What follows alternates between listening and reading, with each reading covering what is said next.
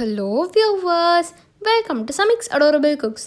இன்றைக்கி நம்ம பார்க்க போகிறது ஹெல்தியான சூப்பரான கேஃபிர் கர்ட். இப்போ நம்ம வீடியோக்குள்ளே போகலாம் வாங்க. செய்முறை.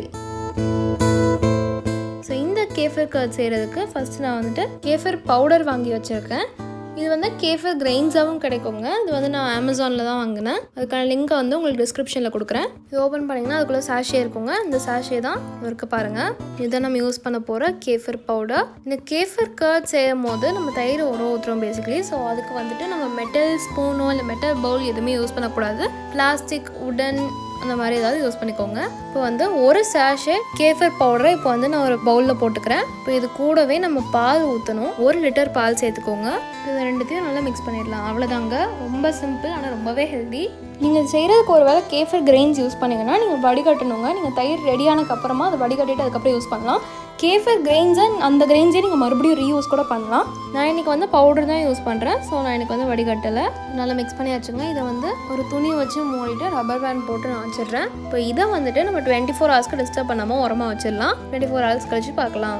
24 ஹவர்ஸ் ஆகிடுச்சுங்க. நம்ம கேஃபிர் கர்ட் ரெடி ஆகிடுச்சு. இப்போ இந்த கேஃபிர் கர்டோட பெனிஃபிட்ஸ் பார்த்துடலாம். மனுஷனுக்கு 2வது மூளை இருக்குன்னு சொன்னோன்னா எல்லாருமே வியப்பாக தாங்க பார்ப்பாங்க. ஆனால் அதாங்க உண்மை.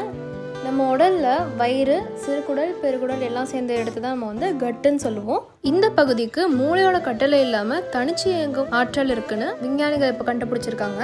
இந்த குடல் பகுதின்னு சொல்லப்படுற கட் வந்துட்டு 2வது அதிகார மையமாகவே செயல்பட்டு நம்மளை கட்டுப்படுத்துறத வந்து புது புது ஆய்வுகள் இன்னும் நிரூபிச்சு தான் வந்துட்டு இருக்குது. நமக்கு மன அழுத்தம் வர மாதிரி ஏதாவது நடந்துச்சுன்னா அடிவயிறு கலங்குது அப்படின்னு சொல்லுவோம். நமக்கு ஏதாவது பயமாக இருந்துச்சுன்னா கூட அடிவயிறு கலங்குதுன்னு சொல்லுவோம். நம்ம யாருமே வந்துட்டு மூளை கலங்குதுன்னு சொல்லவே மாட்டோம்.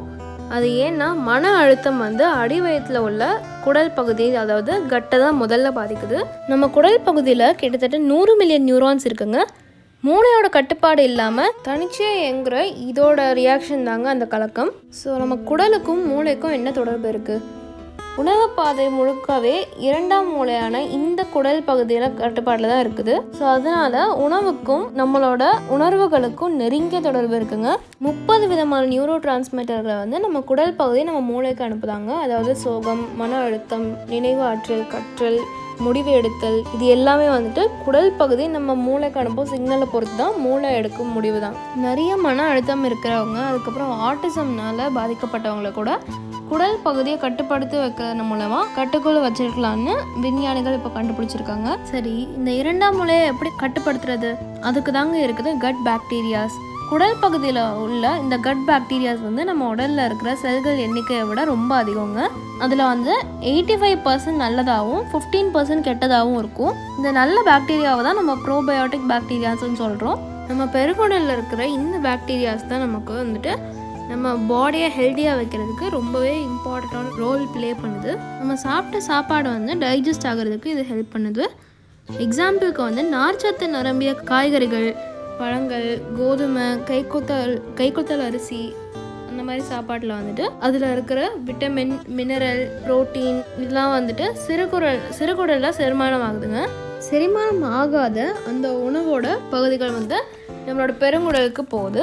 அங்கே இருக்கிற கோடிக்கணக்கான ப்ரோபயோட்டிக் பாக்டீரியாஸ் வந்து அந்த உணவை மொய்த்து அதை வந்து ஜீரணிக்க உதவுது.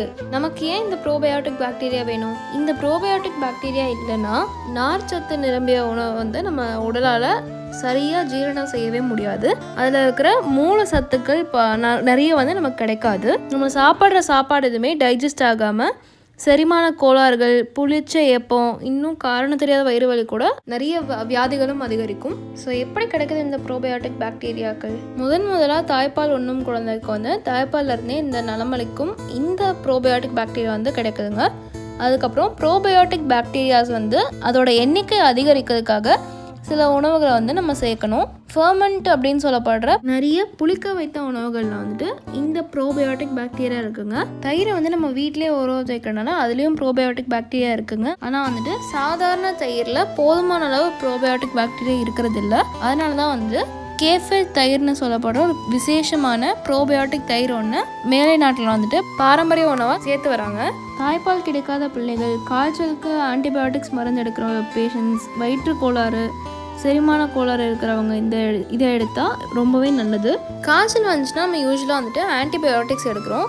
காய்ச்சலுக்கு ஆன்டிபயோட்டிக்ஸ் எடுக்கிறனால அது நம்ம வயிற்றில் உள்ள ப்ரோபயோட்டிக் பாக்டீரியா வந்து எல்லாத்தையும் அழிச்சிரும். காய்ச்சலுக்கு வந்துட்டு நம்ம சாப்பிட்ற ஆன்டிபயோட்டிக்கு நல்ல பாக்டீரியா எது கெட்ட பாக்டீரியா எதுன்னா வேறுபாடு பார்க்க தெரியாது. அது வந்து எல்லா பாக்டீரியாவும் அழிச்சிரும். ஒரு தடவை ஆன்டிபயோட்டிக் வந்து சாப்பிட்டோன்னா அது நம்ம பெருங்குடலில் உள்ள ப்ரோபயோட்டிக் பாக்டீரியா வந்து அதை ஃபுல்லாகவே ரொம்பவே நல்லா டெஸ்ட்ராய் பண்ணிவிடுங்க. நம்ம ஆன்டிபயோட்டிக்ஸ் எடுத்தோம்னா காய்ச்சல் சரியாயிருதுன்னு சொல்லிட்டு சந்தோஷப்படுறோம். ஆனால் அதே சமயம் நம்மளோட பெருங்குடலுக்கு தாங்க முடியாத தீமைகளை வந்து நம்ம உருவாக்கிட்டே தான் இருக்கோம்.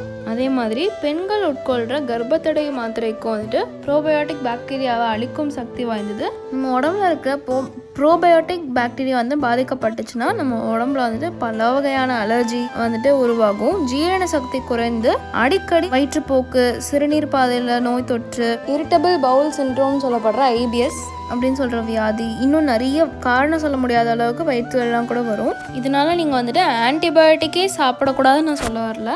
ஒரு தவறான உணவு பழக்கம்னால வியாதிகள் வந்து நம்ம வர வச்சுக்கிறோம்.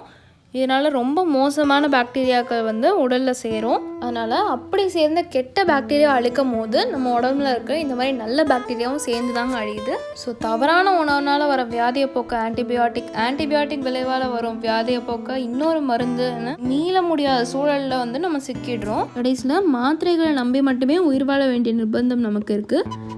அதனால் வெளிநாட்டிலலாம் வந்துட்டு பார்த்தீங்கன்னா ஆன்டிபயோட்டிக்ஸ் கொடுக்கும் போது அது கூடவே ப்ரோபயோட்டிக் மாத்திரையும் சாப்பிட சொல்லி ப்ரிஸ்கிரைப் பண்ணுவாங்க.